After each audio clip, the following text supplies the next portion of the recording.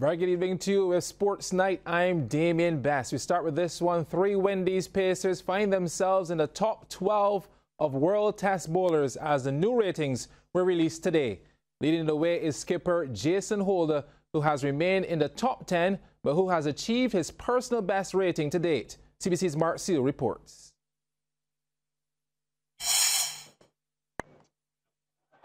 Got him. Jason Holder at work again. He loves this ground. Neck and crop. Jason Holder again. And if he's not doing it with the bat, he's doing it with the ball for the West Indies. Holder's 5 wickets in the Antigua Test have lifted him 4 places to a career-best 6th position after the Windies scored an impressive 10-wicket win over England to take an unbeatable 2-0 lead in their 3-match series.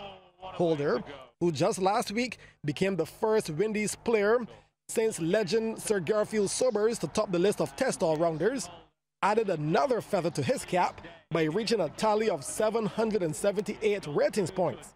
That's the highest by any Windies bowler since the retirement of Courtney Walsh back in 2001. Now, the player of the match in Antigua, though, was Kemar Roach, who grabbed 4 wickets in each innings.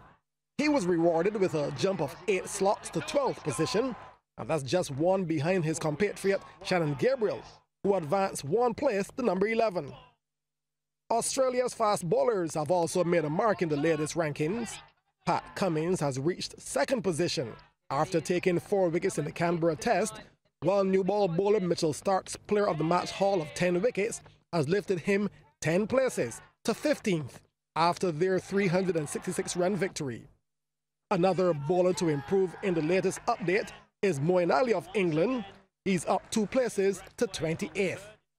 Now, in the rankings for a batsman, Windies players to advance include Craig Brathwaite, up 1 place to 33rd, Shane Dorridge, up 2 places to 45th, Shea Hope, 5 places to 46th, and Darren Bravo, he's up 2 places to 55th.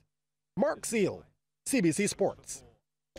Well, thanks, Mark. And for the record, Kagiso Rabada of South Africa is the #1 bowler, while Virat Kohli of India is the top Test batsman. In the team rankings, everything remains the same, with the Windies 8th and India in the top spot. Well, selectors have made 2 changes to the Barbados Pride squad set to oppose Trinidad and Tobago Red Force in the 7th round of the West Indies 4-day championship. Rashidi Boucher and Jonathan Drakes have replaced Anthony Allen and Hayden Walsh Jr. So the squad, which will be led by Jonathan Carter, once again reads Boucher, Miguel Cummins, Drakes, Chimar Holder, Aaron Jones, Nicholas Curtin, Marquino Minley, Shane Mosley, Ashley Nurse, Kemar Springer, Kevin Stout and Tevin Walcott. The match is scheduled for Kensington Oval from February 7th to 10th. Live coverage will be on radio station 94.7 FM. Let's switch sports now. Clayton's Colatonic Notre Dame were on the receiving end of a 12-0 hammering. Compliments the BDF sports program when the BFA Premier League continued recently. Playing at the Wildy AstroTurf, Omani Leacock led the goal spree with a hat-trick, while Raheem Sargent and Rashid Williams netted twice. The other goals scored were from Antonia Arthur and Ronaldo Trim and Rashad Smith. In the other games, there were wins for Weymouth Wales and Paradise.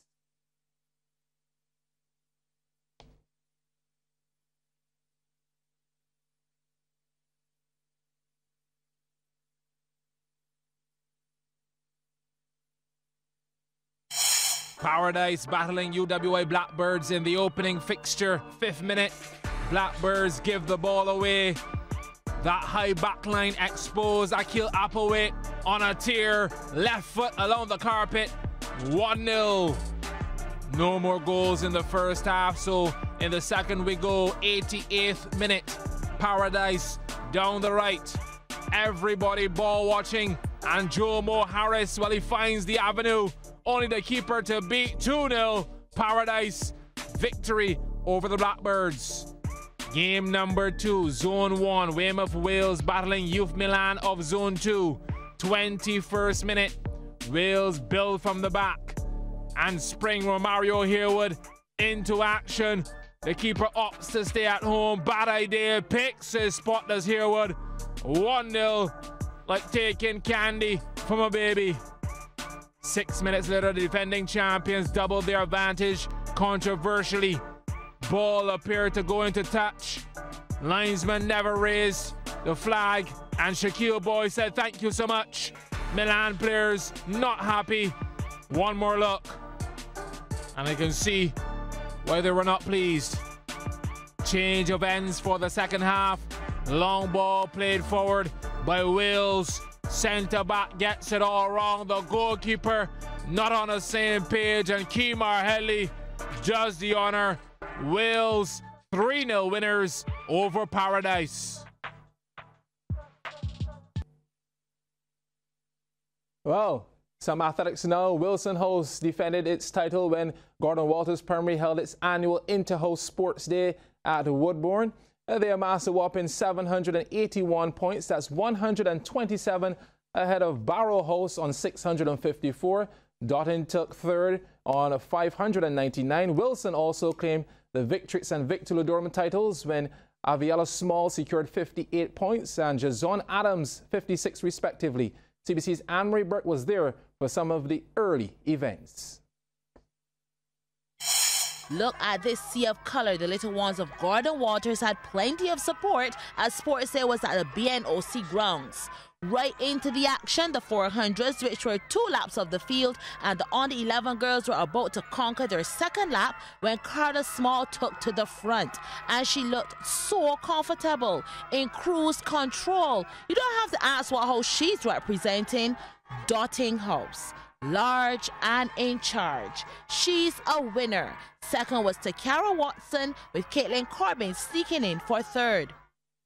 We pick up the under 11 boys race as they take the bell for the final 200 meters. And that's where the race really started. Jaden Ramsey changed gears, picked up the outside, and made his move. Tashawn Seeley tried to chase, but he was soon gone with the win as it was signed, sealed, and delivered. Look at Ramsey go. What a good race. Seeley a commendable second, and for third, Shadane Greenwich. Wilson House had a boss champion in Aviel Small. Nice long strides, cruise control engaged. You see the relaxation on her face. Give her another 100 and I'm sure she will conquer it the same way. The under 13 girls queen must be crowned. Dottin was able to get double points through Kaya McCarthy and Nyala Aline. The field was also painted red in the under 13 boys race. 400 meters conquered fastest by Jazion Adams. The field was demolished, and easily so. In second, Barrow's Rocher Broom, with Dominic Brewster getting in on the medals. And look who was taking in the action. The big man himself, Joel Big Bird Garner, as we know, quickened the pace. And we're off with the under 9 girls 80 meters as Jadasia Jones shot to the front, but Casey Abbott was over her shoulder, but she held on for the win. A good little run, and taking third was Zahara Yard. The gun goes and the under 9 boys are out like bullets, but none faster than Kai Holder. Watch him go. He's a winner ahead of Kaniko Darlington and Ajani Grazette. And let's serve up a dose of cuteness.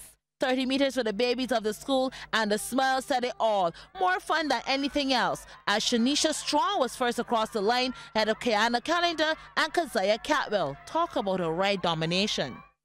And I must mention this little one who, despite having a tough time starting, with some encouragement, finished the race. Now that's what sportsmanship is all about.